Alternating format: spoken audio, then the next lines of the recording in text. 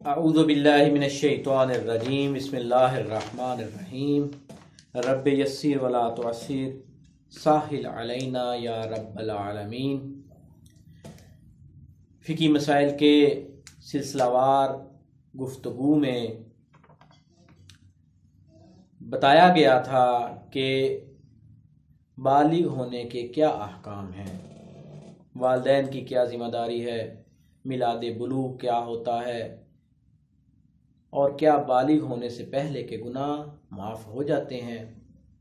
آج والدین کی سب سے اہم ذمہ داری جو بچے کے بالغ ہونے کے بعد والدین پر عائد ہوتی ہے اس کا ذکر کرنا چاہتے ہیں کہ جب بچہ بالغ ہو تو والدین کی سب سے اہم ذمہ داری یہ ہے کہ جس طرح بچے کی دوسری تعلیم کا خیال رکھتے ہیں اسی طرح ان کو چاہیے کہ بچے کی دینی تعلیم کا بھی خیال رکھیں۔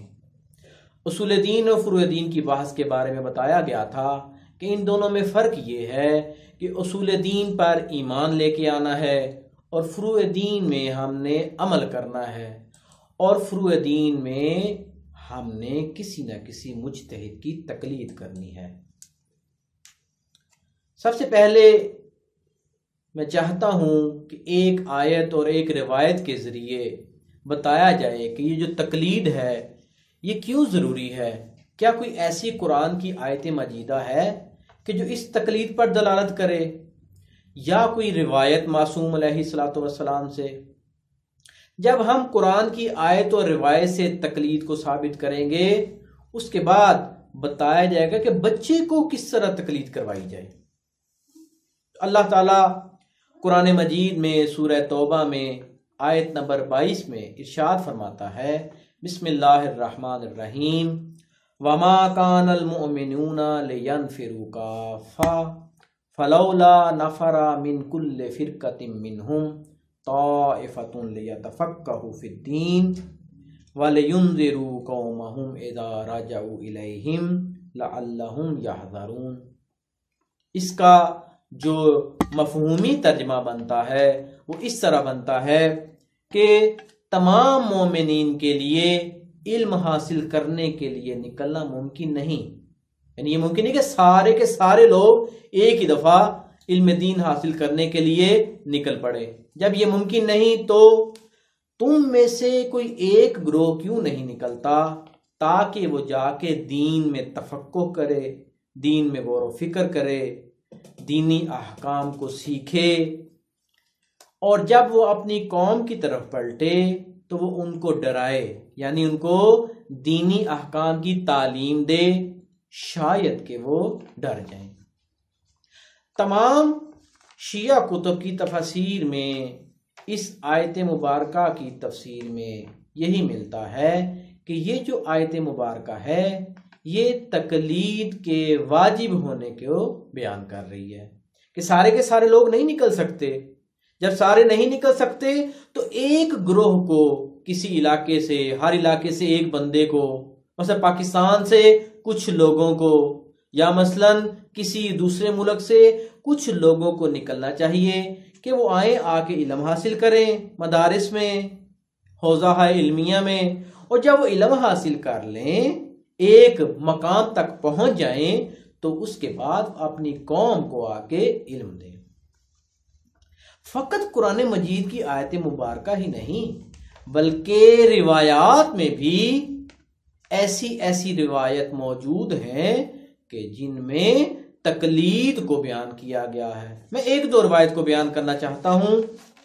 ہمارے آخری پیشوا، راہبر، ہادی برحق حضرت امام مہدی عجل اللہ تعالی فرجہ شریف اپنے نائب خاص کو فرماتے ہیں، اما الحوادث الواقعہ فرجعوا فیہا الی روات حدیثنا فانہم حجتی علیکم وانا حجت اللہ علیکم۔ مولا نے یہ حکم نہیں دیا کہ تم جاؤ حدیث میں سے مسئلہ نکال لو، نہیں، بلکہ مولا نے فرمایا کہ جب بھی تمہیں کوئی مسئلہ پیش آئے ان علماء کی طرف رجوع کرو کہ جن علماء نے ان روایات میں غور و فکر کیا ہے اور قرآن کی آیت اور روایت سے مسئلے کو استنباط کیا ہے۔ اسی طرح تقلید کے بارے میں ہمارے 11ویں سرکار ولایت امام حسن عسکری علیہ الصلوۃ والسلام سے بھی حدیث ہے۔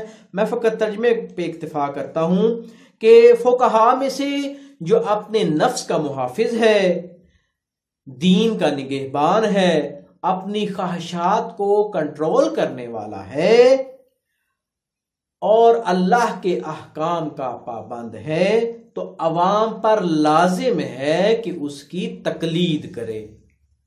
یعنی یہاں پہ خود لفظ تقلید آیا ہے کہ عوام کے اوپر لازمی ہے کہ اس کی تقلید کرے۔ اس کے علاوہ اور بہت سے معصومین کے دور میں ایسے واقعات ملتے ہیں۔ مثلا امام تقی علیہ السلام، شہر ریس ایک مومن آتا ہے آپ کے پاس، امام اس سے فرماتے ہیں کہ جاؤ سید عبد العظیم حسنی سے جا کے اپنے مسائل دریافت کرو اور میرا سلام پہنچاؤ۔ یعنی امام زندہ ہیں، امام موجود ہیں، لیکن اس کے باوجود امام فرما رہے ہیں کہ تم فلاں شخصیت سے جا کے مسئلہ پوچھو۔ اس طرح چھٹے امام کا دور، امام علیہ السلام کی خدمت میں ایک شخص آتا ہے، آ کے مسئلہ پوچھتا ہے۔ امام فرماتے ہیں جہاں سے تو آیا ہے کیا وہاں پہ ہمارا ایک ماننے والا عالم موجود نہیں ہے؟ تم اس سے جا کے مسئلہ پوچھو۔ یعنی امام اپنی زندگی میں علماء کی طرف رجوع کرنے کا حکم دے رہے ہیں کہ جو تقلید کے لیے بہترین دلیل ہے۔ یہ تو قرآن مجید کی آیت، اس کے علاوہ اور بھی احادیث موجود ہیں، لیکن 1-2 منٹ میں ہم ایک عقلی دلیل کے ذریعے آپ کو تقلید ثابت کرتے ہیں۔ یہ وہ عقلی دلیل ہے کہ جس کے ذریعے آپ بچے کو بھی جو ابھی ابھی بالغ ہوا ہے، اس عقلی دلیل کو بیان کر کے آپ بچے کو بھی تقلید کرنے پر آمادہ کر سکتے ہیں۔ مثلا آپ کا بچہ بالغ ہوا ہے، آپ اس بچے سے اس طرح گفتگو کریں کہ دیکھو بیٹا، ہم نے اگر مکان بنانا ہے تو ہمیں سب سے پہلے کس چیز کی ضرورت ہے؟ ہمیں ایک انجینئر چاہیے کہ جو مکان کا نقشہ بنائے۔ اس کے علاوہ اس کے بعد ہم نے مکان کی تعمیر کرنی ہے تو ہمیں مستری چاہیے۔ اگر آپ نے بیٹے سکول جانا ہے، آپ نے پڑھائی کرنی ہے تو سکول میں استاد کے پاس جائیں۔ اگر آپ نے کپڑے سلوانے ہیں تو آپ کو درزی کے پاس جانا پڑے گا۔ اگر آپ کی جوتی خراب ہو گئی ہے، اس کو ٹھیک کروانا ہے تو آپ کو موچی کے پاس جانا پڑے گا۔ یعنی اس دنیا کا جو بھی کام ہے، جب آپ کو پیش آتا ہے تو آپ اس کے اسپیشلسٹ کی طرف جاتے ہیں۔ آپ بیمار ہوئے ہیں، ڈاکٹر کے پاس جائیں گے، ترخان کے پاس نہیں جائیں گے۔ آپ نے تعلیم حاصل کرنی ہے، آپ انجینئر کے پاس نہیں جائیں گے بلکہ استاد کے پاس جائیں گے۔ دنیا کا چھوٹے سے چھوٹا کام، اس کے لیے آپ کو ایک اسپیشلسٹ کی طرف جانا پڑتا ہے۔ آپ میڈیکل کو لے لیں، آپ مریض ہیں، آپ ڈاکٹر پاس جائیں گے۔ اگر مرض زیادہ بڑھ گئی ہے تو ڈاکٹر تقسیم ہو جائیں گے، دل کا ڈاکٹر اور ہے، آنکھوں کا ڈاکٹر اور ہے، معدے کا ڈاکٹر اور ہے، ہڈیوں کا ڈاکٹر اور ہے۔ کوئی بھی آپ کو یہ نہیں کہے گا کہ اگر آپ کا سیریس مسئلہ ہے کہ کمپاؤنڈر کے پاس چلے جائیں، نہیں، بلکہ عقل کہے گی کہ اگر آپ کو کسی بیماری نے گھیر لیا ہے، آپ کسی سیریس مسئلے میں گرفتار ہیں، کوئی آپ کو ایسی بیماری آ گئی ہے کہ اب کمپاؤنڈر سے علاج ممکن نہیں ہے، تو آپ کی عقل فیصلہ کرے گی کہ آپ کو اس مرض کے اسپیشلسٹ کی طرف جانا ہے۔ ہاں، اگر چھوٹی موٹی بیماری ہے، مسئلہ پوچھنا ہے، تو جس طرح آپ ایک علاقے کے عالم دین سے مسئلہ پوچھ لیتے ہیں، اس طرح چھوٹی موٹی دوائی آپ کو کمپاؤنڈر دے دے گا۔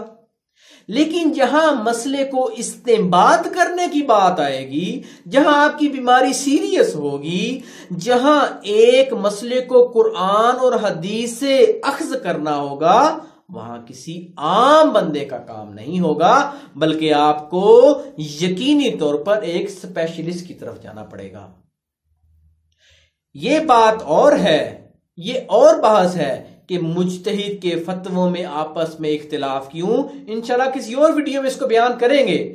لیکن فی الحال آپ نے اپنے بچے کو جو ابھی ابھی بالغ ہوا ہے اس کو تقلید کے لیے تیار کرنا ہے۔ اس کو سمجھائیں کہ آج کل کا منبر، آج کل کے مقررین، یہ جو تقلید کے مخالفین ہیں، یہ حقیقت میں امام معصوم کے فرمان کے مخالف ہیں۔ بچوں کے ذہنوں میں یہ بات مقررین نے ڈالی کیا کہ ہم امام معصوم کی تقلید کرتے ہیں۔ بچے کو سمجھائیں امام معصوم کی بیعت ہوتی ہے، مجتہد کی تقلید ہوتی ہے، اور حقیقت میں یہ جو تقلید ہے یہ راستہ ہے، یہ رہنمائی ہے، یہ سیڑھی ہے امام معصوم تک پہنچنے کی۔ آج تقلید کریں گے، کل امام معصوم کی بیعت کرنے میں آسانی ہوگی۔ لہذا ان عام مثالوں کے ذریعے کہ اے میرے بیٹے، جس طرح دنیا کا ہر کام اس کے لیے ہم اسپیشلسٹ کی طرف جاتے ہیں، تو دین کے مسئلے میں بھی ہمیں چاہیے کہ ہم کسی اسپیشلسٹ کی طرف جائیں۔ آخری نقطہ کہ کس طرح تقلید کروائی جائے بچے کو، تو یہ بات ہے نیت کی۔ انشاءاللہ نیت کے بارے میں ایک مفصل کلپ بنائیں گے، ایک ویڈیو پیش کریں گے کہ نیت کے لیے ضروری نہیں ہے کہ آپ کہیں میں فلاں مجتہد کی تقلید کرتا ہوں واجب قربتاً اللہ، نہیں، فقط آپ ان کو بتا دیں کہ یہ مجتہد ہے، آپ نے آج کے بعد آپ کو کوئی دینی مسئلہ پیش آئے، آپ نے ان کے فتوے پر عمل کرنا ہے۔ دل کا ارادہ ہی کافی ہے۔ جو نیت ہوتی ہے وہ زبان سے ادا کرنا ضروری نہیں، بلکہ بچہ اگر فقط دل میں ارادہ کر لے کہ میں آج سے اپنا ہر مسئلہ فلاں مجتہد کے فتوے کے مطابق عمل کروں گا، یہی کافی ہے۔ انشاءاللہ تقلید کے بارے میں کچھ اصطلاحات ہیں کہ مجتہد کسے کہتے ہیں، فتویٰ کیا ہوتا ہے، احتیاط واجب کیا ہوتی ہے، مجتہد فوت ہو جائے تو کیا کرنا چاہیے، انشاءاللہ ہم اپنے آئندہ ویڈیو میں اس کو بیان کریں گے۔ صلی اللہ علی محمد وآلہ اجمعین۔